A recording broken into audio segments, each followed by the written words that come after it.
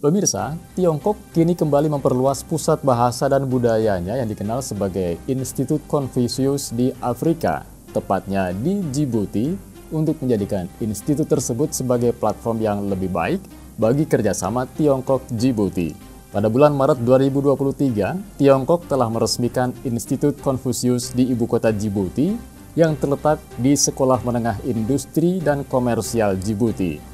Institut Confucius Djibouti pertama ini didirikan bersama oleh Chinese Sichuan Normal University dan Departemen Pendidikan Nasional dan Pelatihan Kejuruan Djibouti. Menteri Pendidikan Nasional dan Pelatihan Kejuruan Djibouti, Mustafa Mohamed Mahmud, lantas berharap Institut Confucius di Djibouti akan lebih meningkatkan hubungan budaya dan orang ke orang antar kedua negara. Menurutnya, keterlibatan ekonomi dan komersial dengan Tiongkok yang meningkat telah mendorong banyak pengusaha Djibouti dan generasi muda untuk belajar bahasa Mandarin.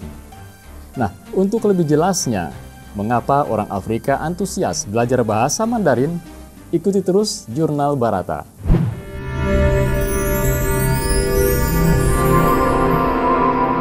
Jurnal Barata. Pemirsa, popularitas pembelajaran bahasa Mandarin telah meningkat dalam beberapa tahun terakhir di hampir seluruh wilayah Afrika. Di Kenya misalnya, pemerintah melalui Lembaga Pengembangan Kurikulum Pendidikan setempat yang disebut KICD telah sepakat memasukkan bahasa Mandarin dalam proses belajar mengajar di sekolah-sekolah.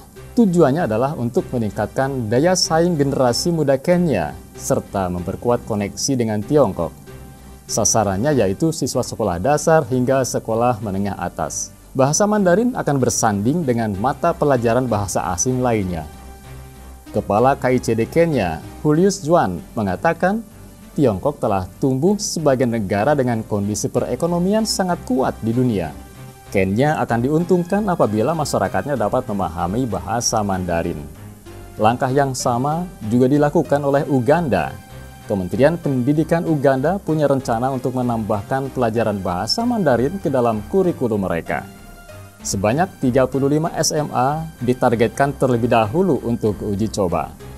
Pihak kementerian menggandeng sekitar 35 guru yang dilatih selama 9 bulan guna memimpin proses pembelajaran bahasa Mandarin.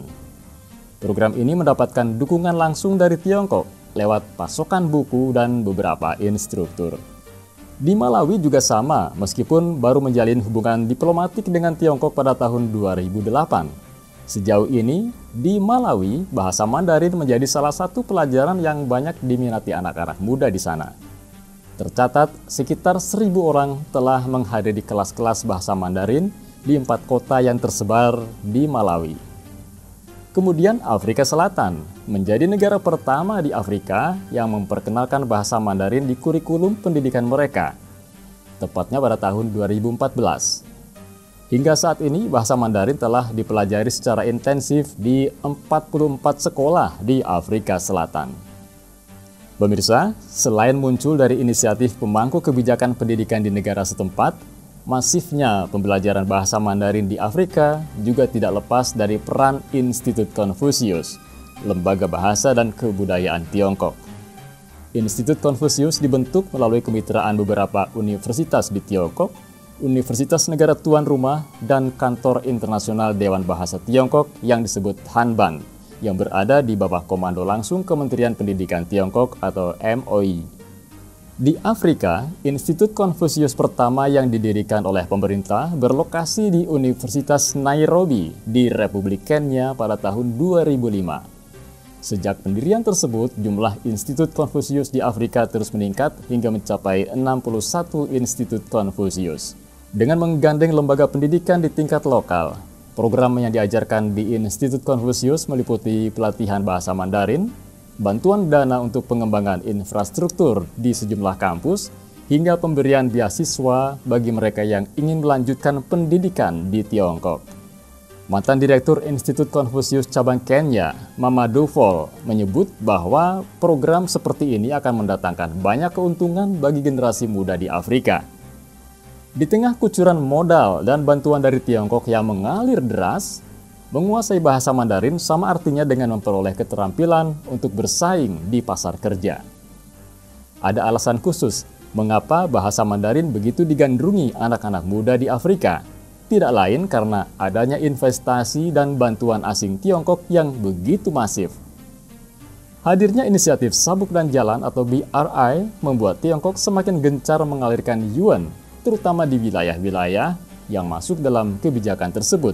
Salah satunya ialah negara-negara di Afrika. Dalam 2 dekade terakhir, Tiongkok telah menjadi mitra ekonomi terpenting bagi Afrika. Pemirsa, laporan McKinsey berjudul The Closest Look Yet at Chinese Economic Engagement in Africa pada tahun 2017 yang disusun bersama oleh Kartik Jayaram, Omid Kasiri, dan Iren Yuansun menyebut bahwa sejak pergantian milenium, angka perdagangan Afrika-Tiongkok telah tumbuh sekitar 20% per tahun dan tingkat investasi melesat cepat dalam 1 dekade terakhir. Keterlibatan Tiongkok di Afrika mencakup pembiayaan infrastruktur, manufaktur, hingga industri digital. Menurut laporan McKinsey tersebut, terdapat lebih dari 10.000 perusahaan Tiongkok yang beroperasi di Afrika, dengan 90% diantaranya merupakan milik privat.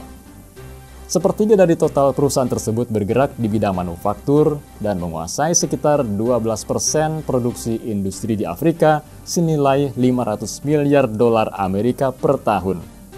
Apalagi Presiden Tiongkok Xi Jinping pernah mengumumkan bahwa negaranya akan memberikan modal sebesar 60 miliar dolar Amerika dalam bentuk kredit, hibah, pinjaman tanpa bunga dan pinjaman lunak, serta pembiayaan investasi. Dana tersebut diantaranya dialokasikan untuk modal proyek kereta api, pengolahan kilang minyak, serta pengembangan energi ramah lingkungan di Nigeria. Hasilnya, proyek-proyek yang didanai oleh Tiongkok tersebut telah membuka lapangan pekerjaan untuk ratusan hingga jutaan orang. Selain itu, keberadaan Tiongkok juga memungkinkan untuk terjadinya transfer keterampilan sampai teknologi. Diprediksi pada tahun 2025 mendatang, proyek-proyek tersebut punya kapitalisasi nilai sebesar 250 miliar dolar Amerika. Inilah yang kemudian mendorong pemerintah negara-negara di Afrika membuka kesempatan bagi masyarakatnya, terutama generasi muda, untuk belajar bahasa Mandarin. Alasannya cukup sederhana, jika mereka bisa menguasai bahasa Mandarin, maka tidak akan sulit untuk mendapatkan keuntungan di tengah banyaknya proyek Tiongkok di Afrika. Bahasa Mandarin tentu saja adalah pintu pertama menuju lahan basah yang berisikan pundi-pundi uang. Guru Besar Universitas Nairobi, BC, mengatakan, banyak lulusan Institut Konfusius memiliki peran penting dalam semua lapisan masyarakat. Beberapa dari mereka telah menjadi karyawan kereta api Mombasa Nairobi. Beberapa bekerja untuk perusahaan investasi Tiongkok dan beberapa terlibat dalam layanan diplomatik. Dia mengatakan bahwa langkah selanjutnya adalah mendorong lebih banyak anak muda untuk belajar bahasa Mandarin dan mempromosikan model Chinese Plus Vocational Skill supaya memiliki keterampilan yang sesuai dengan pekerjaan yang ditawarkan. Itulah beberapa alasan mengapa banyak negara di Afrika memilih bermitra dengan Tiongkok karena tidak perlu mengkhawatirkan demokrasi dan transparansi atau memaksakan kondisi politik pada hubungan ekonomi. Menurut Mamadou Fall yang pernah mengepalai Institut Konfusius cabang Kenya, pendekatan yang dilakukan oleh Tiongkok berbeda dari pendekatan mantan penguasa kolonial di Afrika. Kerjasama Afrika dengan Tiongkok adalah win-win karena bukan kerjasama yang bisa dipaksakan oleh aturan dan regulasi sehingga tetap memiliki kebebasan. Terlebih lagi setiap tahunnya, Institut Konfusius mendanai beasiswa untuk 50 siswa Afrika terbaik untuk belajar bahasa Mandarin di perguruan tinggi di Tiongkok. Itulah kelebihan Tiongkok yang membuat banyak negara lebih memilih bekerja sama dengannya dibandingkan menjalin kerjasama dengan negara-negara barat. Karena selain mempermudah dalam urusan kerjasama, Tiongkok juga memiliki prinsip kemitraan yang adil dalam keuntungan. Nah pemirsa, demikian Jurnal Barata kali ini. Saya Endro dan tim redaksi Barata Online, City Loving and Living mengucapkan terima kasih dan sampai jumpa. Demikian Jurnal Barata.